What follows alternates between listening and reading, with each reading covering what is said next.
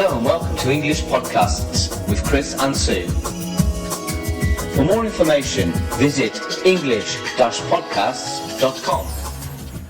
Hi Chris. Hi Sue. So I've got a question to ask you today. How much time do you spend on, I'm going to say Zoom, doing your work?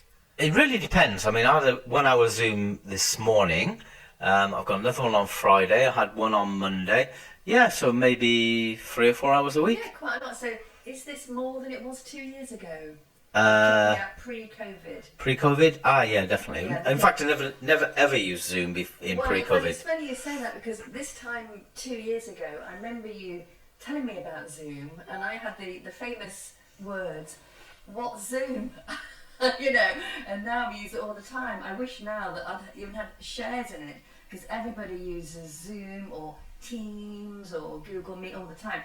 So what I want to talk about today is something that's very much in the news. It's called digital body language. Digital body language. Yes, so when we're working, if we're teaching or if we're in meetings, what is the body language that we should use in a digital, in a Zoom meeting or a team meeting? Now, I'm not talking about the usual stuff you see about, make sure you've got good lighting or, make sure that your background's clear. Nothing like that. I'm talking really about the non-verbal clues that we give in a conversation.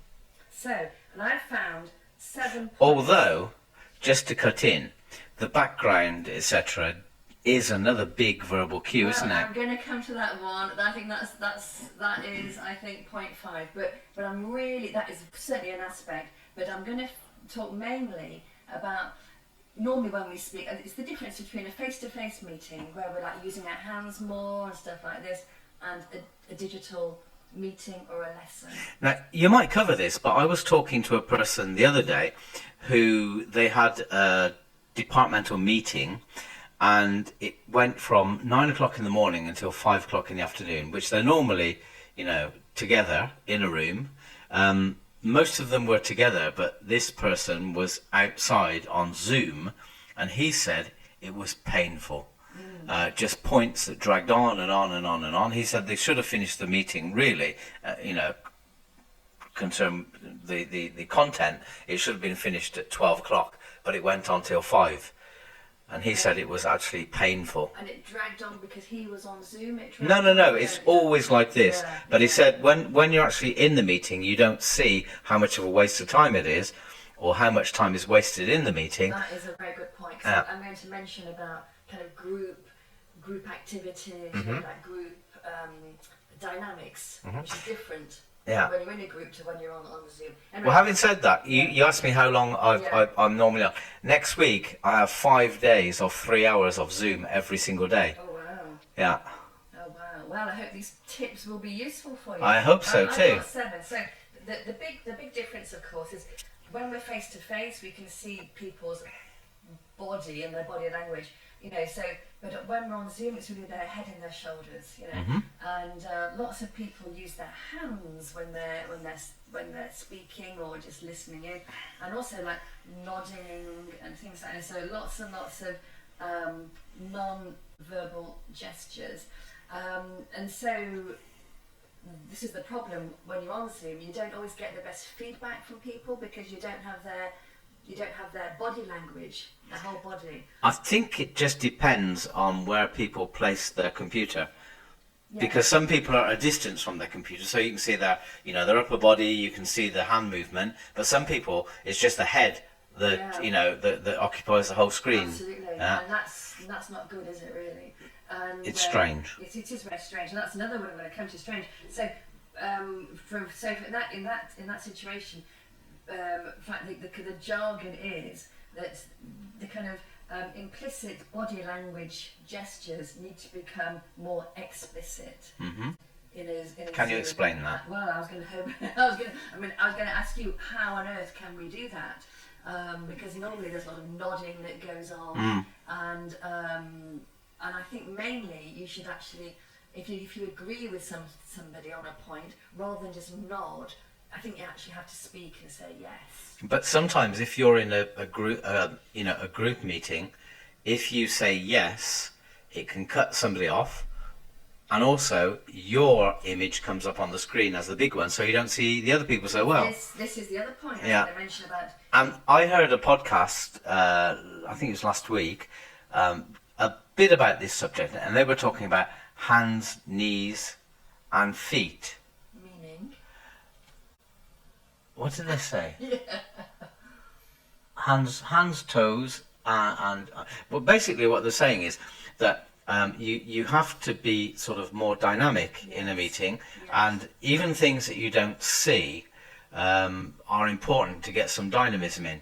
The feet we don't see generally, because generally when people are in a Zoom meeting, the received wisdom is that they're in shorts and slippers or flip-flops, you know, and at the top they look like they're in a business suit. That's the received wisdom on it. It may not be the case, but the fact is that this person said you should be moving the feet around. And I take this back, in fact, to the idea of when we're using the telephone. When we're using the telephone, we use body language. You know, if you're directing somebody, you know, you say turn left, you actually move your hand to the left. When you say go round a roundabout, you sort of move your hand like round a roundabout and go off on the right or whatever. It doesn't help the person, but it helps us. So I'm wondering if it's something to do with this. It's part of non-verbals that don't become non-verbals. Yes, I agree with you. So in this case, you have to make your gestures more, you be more explicit, and maybe it means speaking, but without interrupting. And come to that point in a minute. Okay. So point number 2 that I've got is that apparently 60% of normal conversation, 60%, is based on eye contact. Now, when you're on a Zoom meeting or Teams or Google Meet, whatever, it's very, very difficult to have that eye contact. This is where my invention comes in. Oh, don't tell. Let me guess what it's going to be. Tell me first, then, because I know the problem everyone's going to say. No, that the camera is at the top of the screen. And what my invention is to put a little sticker of an eye at the top, because our first reflex is to look at the person on the screen. And when we're looking at a person on the screen, we're actually looking down. We're not looking at them. Whereas if we look in the camera, we don't see them. Yes. But if we have an eye at the back of the webcam, then we'll look at that maybe. Yes, it is very, very difficult, isn't it? And that's patented, by the way, so you can't copy it. Okay, and I did also hear that some computer companies, they're thinking of inventing computers with the camera in the middle of the screen. Okay. That's one thing, but it's certainly an issue that we don't have so much eye contact. I remember in a place that I work at, they had a robot camera, and when they did meetings by, well, they would call it Visio, I don't know whether it was Teams or whatever, the robot would go to where the person spoke. Now, there was ideas that they were going to use this as well in computers, but it seems strange at the moment, but maybe it'll work. I don't know. So this, you're saying your point of getting the eye contact, looking the camera. Yeah. And so the basic thing is make sure that your computer is high enough up. Yeah. As well, that you are on the same eye level. Yeah, I think there's a lot to do with the positioning of the computer as well. I saw, in fact, a news program last night, and one of the guys that was being interviewed was actually higher than he was higher than the webcam, so he was looking down, and it looked quite threatening in a way. Yeah, that's the problem. Yeah. This is what we call why is eye contact important then? Well, I don't know. Is it just human communication that we like to look at the people that we're speaking to? And I think when you've got eye contact, I think you get more. The person you're speaking to seems to be communicating with you better. They're interested in what you're saying. Well, think about the saying. You say, I looked him in the eye and said, blah, blah, blah. Yeah. So it's also a part of authenticity. Yes. You're telling the truth. If you're looking away from the person, especially in face-to-face, and why not online, it could mean that you're not too sure. It could also mean you're shy in some way, and it could, for me, communication is just about perception. It's what you perceive. It's not what you give, but it's what the other person perceives.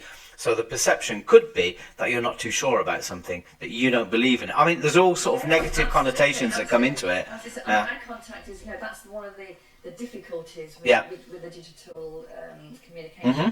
Now, the other point 3, as you mentioned before, you're actually seeing yourself in a meeting. Now, when, of course, Facebook, Only when you're not speaking. Oh no, you see it when you're speaking as well. Yeah. You can down, Yeah. Down the side Yeah. down the side of the screen, and I think that can be for some people a little bit off-putting that they see themselves. I mean, now we are quite used to working on Zoom and these things, so I don't even look at myself anymore, you know.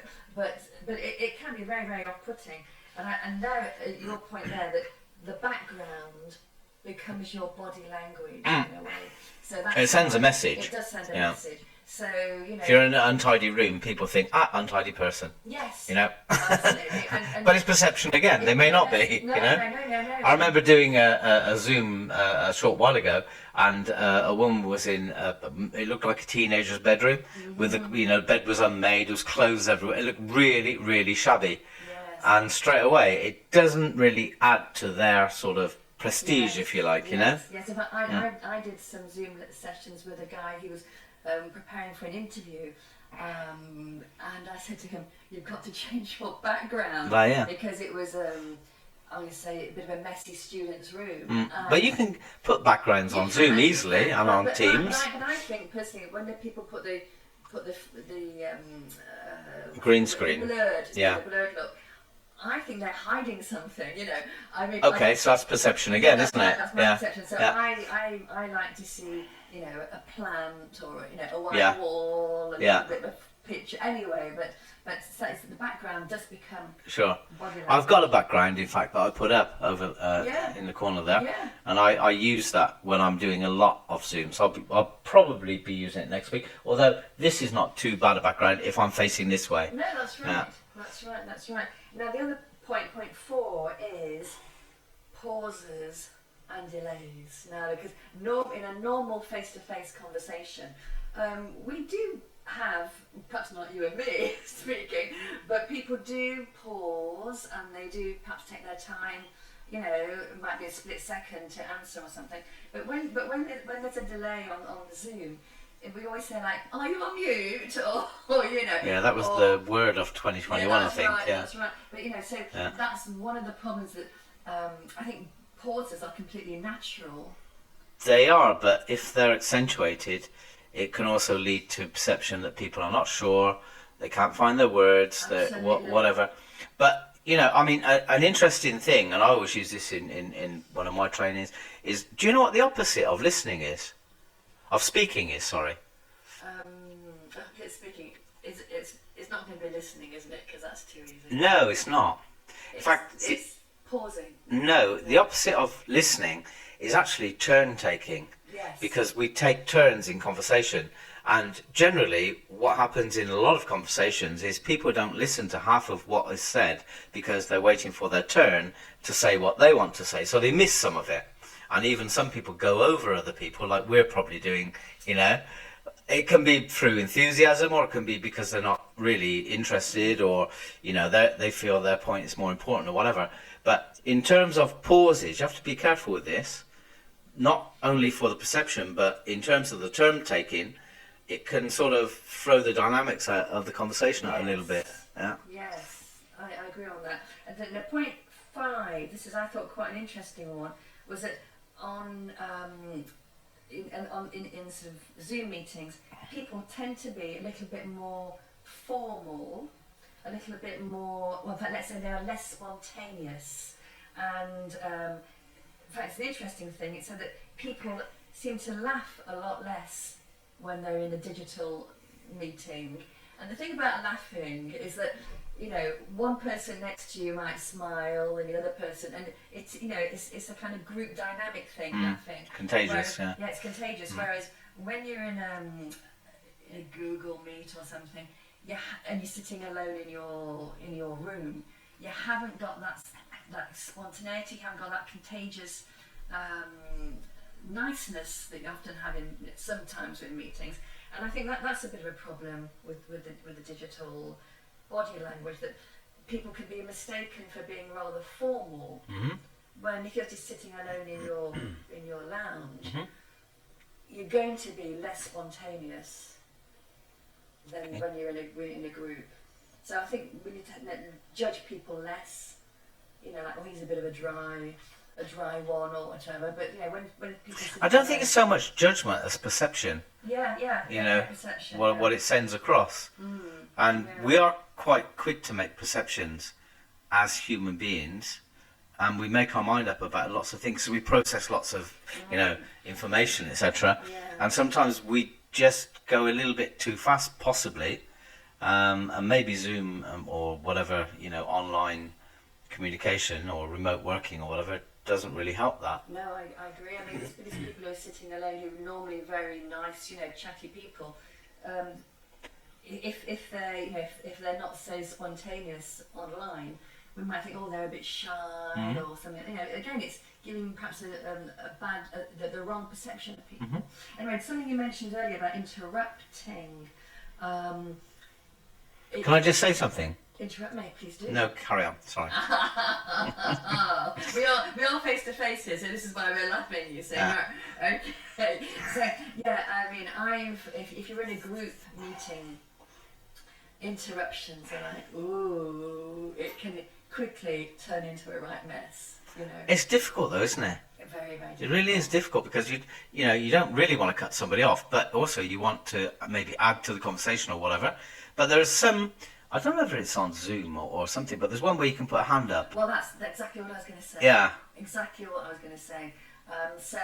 The important thing in this situation is that you always need a leader. You need a leader of the group. Yeah. So the leader of the group can see someone putting their hand up or using the chat or something. But interruptions are... The chat, you know, is something in a group meeting which can be a little bit like BCC on an email. Is that not only is it distracting, but it can also be like, you know, if you were to announce that somebody has said such and such a thing through the chat, it can seem a little bit sort of strange that you're taking this secret messaging, if you like. Yeah. Okay, it's not hugely secret, but it's that other people don't know about. And if you're having a meeting, it's better this aired in the open Yes. rather than, Oh, you know. Yes, I agree. Yeah. But in the sense that someone could be speaking and another person will write in the chat, I have a point, and then the leader has to really manage the Yeah. meeting in that way. But this hand up thing is Yes. actually on the program. Is Yes. you click a button and your hand goes up. Yes. Yeah, yes. and then the people can, whoever's running the Yeah, meeting can say, yeah. okay, there's a question from Fred or whatever. Yeah, but it certainly does put a different aspect on Yeah. a meeting. Mm. With the interruptions can be a nightmare. Mm. Yeah. One of the final points is really, as I mentioned, the role of the leader. Mhm. You know, you really need a leader. And I don't know what you think, but when there's a group, I think it's to always do a kind of introductions before when you start, so that everybody feels included, which you wouldn't normally do in a normal.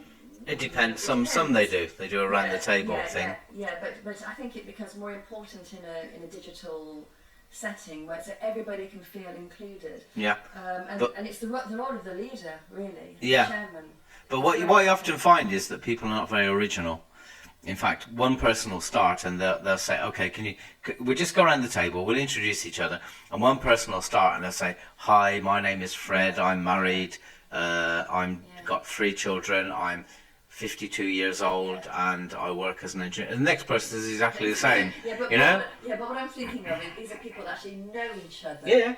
They actually know each other. But I do think people need to have a little bit of a moment to, when I say introduce, like what they did, just like a general chat to get everybody in before you start on the main thing. Well, there's a big there's a thing just recently about the virtual coffee, Yeah, exactly. you know, coffee breaks and stuff like this. Yeah. To try and get people sort of informally to engage with work.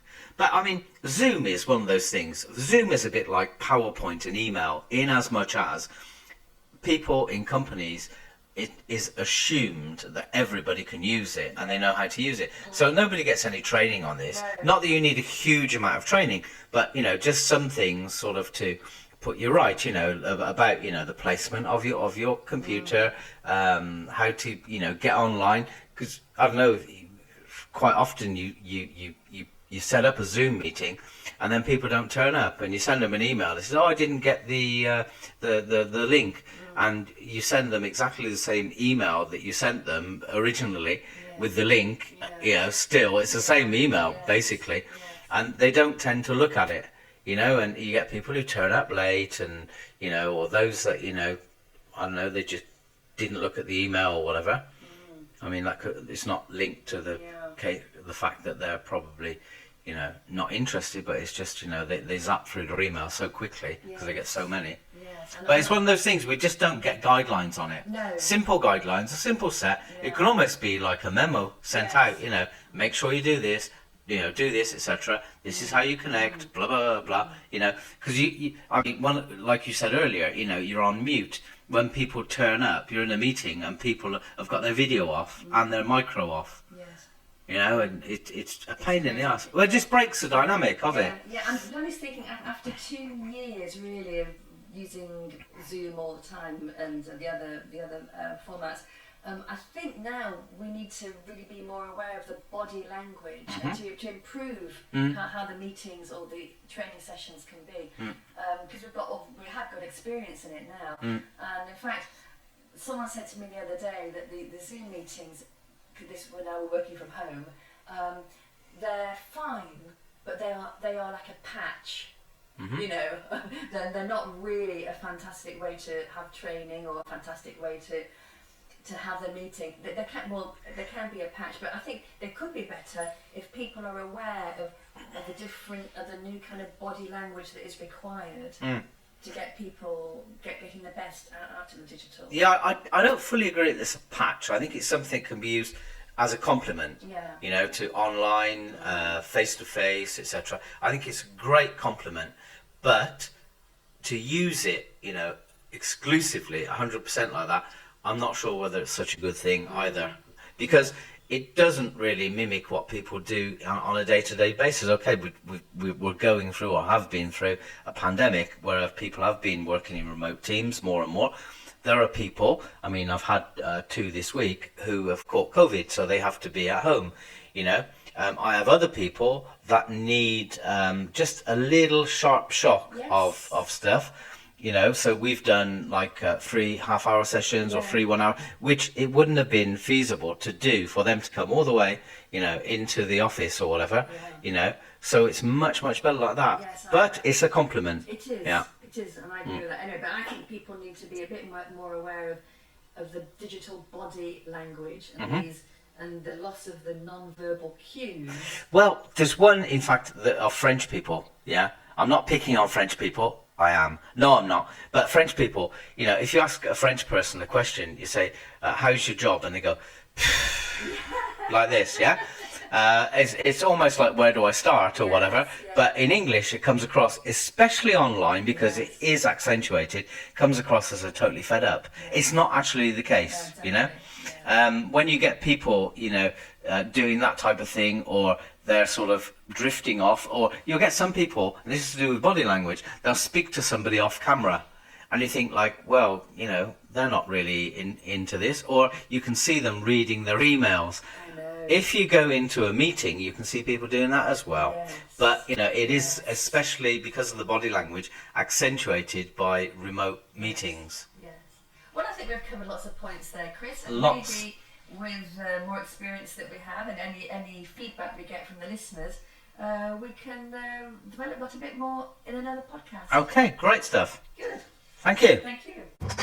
We hope you enjoyed today's podcast.